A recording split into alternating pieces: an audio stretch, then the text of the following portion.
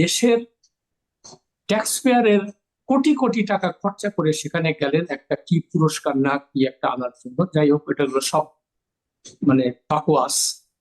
তো মেন উদ্দেশ্য ছিল সেটাই। আর সেখানে উনি 10 লক্ষ টাকা প্রতি রাতে হোটেল ভাড়া দিয়েছেন। তো এইগুলো হচ্ছে আমাদের তথাকথিত দেশপ্রেমিকের সংজ্ঞা। আসাদ ভাই, আমাদের অনুষ্ঠানে আপনাকে স্বাগত জানাচ্ছি। আপনাকে ধন্যবাদ।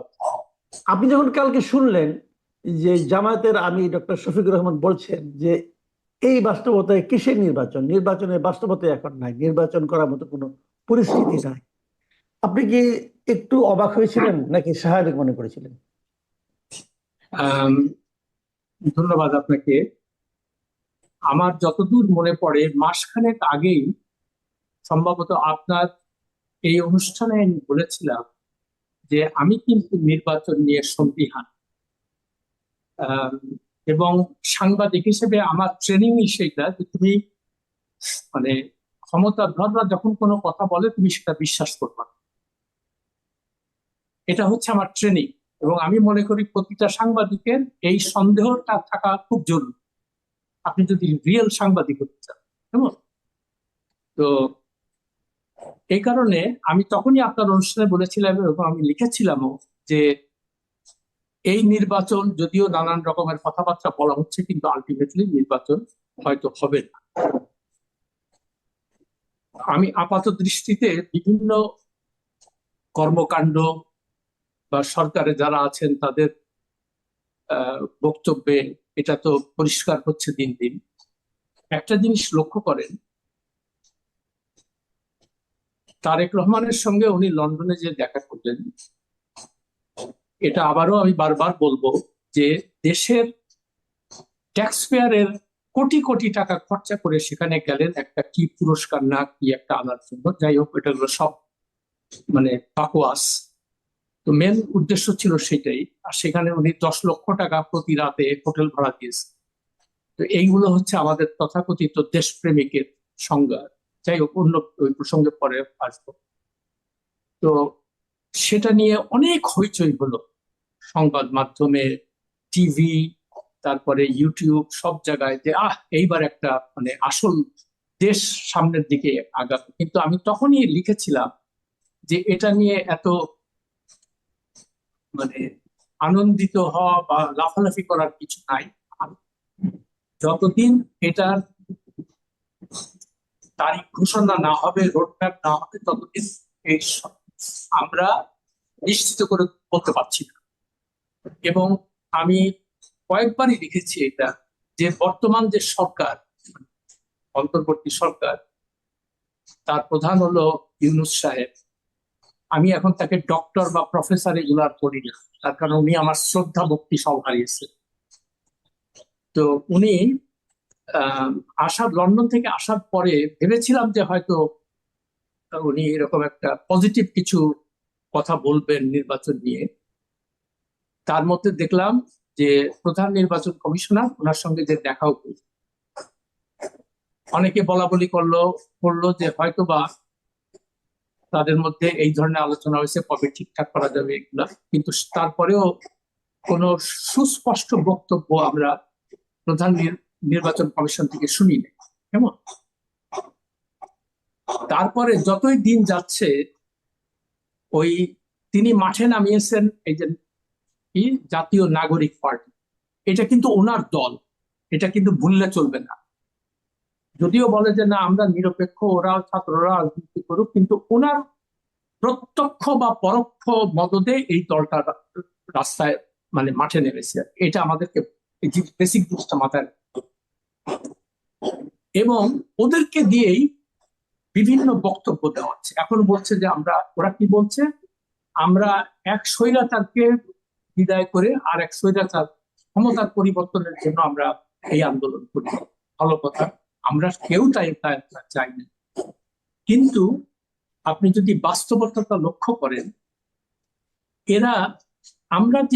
আমি গতকালকে একটা স্ট্যাটাস দিয়েছি এটার উপর, যে আমরা এই জুলাই আন্দোলনে কি পেলাম আর কি পেলাম না।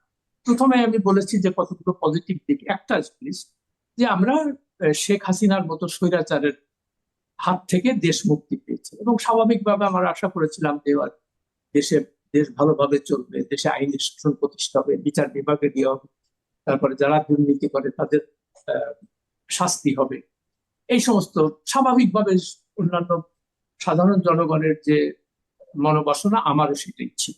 কিন্তু আমি যতই দিন দেখতে পাচ্ছি কিছুই হচ্ছে না, এবং ইউনূস সাহেব এগুলার দিকে কোনো দিকে নজর না দিয়ে উনি শুধুমাত্র তার নিজের আখের গোছানোর জন্য বিভিন্ন নির্বাহী আদেশে বিভিন্ন সুযোগ সুবিধা উনি নিচ্ছেন।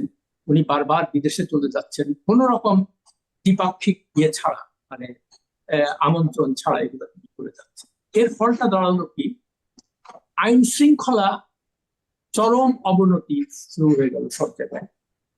এবং দুর্নীতির যে ব্যাপারটা, আমি ওনাকে একটা খোলা চিঠি লিখেছিলাম অগাস্টের 10 তারিখে, মানে উনি ক্ষমতা নেওয়ার 2 দিন পরে।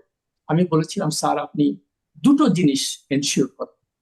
একটা হলো দুর্নীতিকে আপনি মানে যে কোনো ভাবে এটাকে দমন করার চেষ্টা করেন, এবং 2 নাম্বার, আপনি আইনের শাসনটা প্রতিষ্ঠা করার চেষ্টা করেন, আইনকে তার নিজস্ব গতিতে চলতে দেন, সঙ্গে সঙ্গে সঙ্গে বিচার বিভাগের স্বাধীনতা নিশ্চিত করেন, যাতে কেউ কোনো ব্যক্তি অর্থ বা ক্ষমতা বলে বিচার বিভাগকে প্রভাবিত না করে, বিচারকে যেন প্রভাবিত না করতে পারে।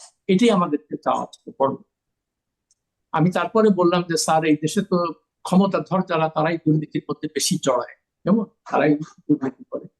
ফলে আপনার প্রথম কাজ হবে, যেহেতু আপনি একজন সৎ মানুষ হিসেবে পরিচিত, আপনি আপনার নিজের অ্যাসেট ডিক্লেয়ার করার ফলে হবে কি, তখন মানুষের মনে হবে যে না, এই একটা ভালো লোক আসছে। আর আপনার পরে যারা ক্ষমতায় আসবে তারাও একটা অব্লিগেশনে থাকবে যে আমাদেরও এই অ্যাসেট ডিক্লেয়ার করতে হবে। তখন হয়তো দুর্নীতিটার লাগামটা থাকা। এবং আমি সঙ্গে সঙ্গে এও বললাম যে আপনি করার সঙ্গে সঙ্গে সরকারি কর্মকর্তা কর্মচারী যারা আছে তারাও, তখন আমরা খালি যেখানেই খালি দিনের পর দিন শুনতে পাচ্ছি যে মানে সরকারে যারা থাকে, এই আমলা বলেন কর্মচারী বলেন, এরা মানে শয়ে শয়ে কোটি টাকার মালিক হয়ে যাচ্ছে, এবং কোনো শাস্তি নাই, কারো কোনো শাস্তি। আর এইগুলোর বৃদ্ধি পায় তখনই যখন আপনি কোনো অন্যায় করে পার পেয়ে যান, মানে যখন আইনের শাসন না থাকে। তো তারা জানে যে আমি যেহেতু আইনের শাসন নাই, আমি তো আইনকে কিনতে পারি, আমি বিচার বিভাগকে কিনতে পারি। তো এই জন্য আমি ওনার কাছে বলেছিলাম যে স্যার, আপনি দুর্নীতির ব্যাপারে খুব শক্ত অবস্থান নেন, আর আইনের শাসন প্রতিষ্ঠা করেন, আর কেউ যদি কোনো অপরাধ করে আপনি কাউকেই মানে ক্ষমা করবেন না, খুব শক্ত হাতে এটাকে দমন করেন। উনি এসবের মধ্যে কিচ্ছুর মধ্যে না আছে, উনি বিভিন্ন ভাবে নানান ইয়েতে দেখতে পারেন। উনি নিজেই প্রথমেই আইন ভেঙে নির্বাহী আদেশে ওনার সমস্ত মামলা প্রত্যাহার করলেন, কর ফাঁকির কর মওকুফ করালেন, গ্রামীণ ব্যাংক এবং অন্যান্য প্রতিষ্ঠানগুলোর একের পর এক সুযোগ সুবিধা দিতে থাকলেন। উনি ম্যান পাওয়ারের লাইসেন্স নিন, উনি আহ, কি বলে গ্রামীণ বিশ্ববিদ্যালয় প্রতিষ্ঠান লাইসেন্স নিন।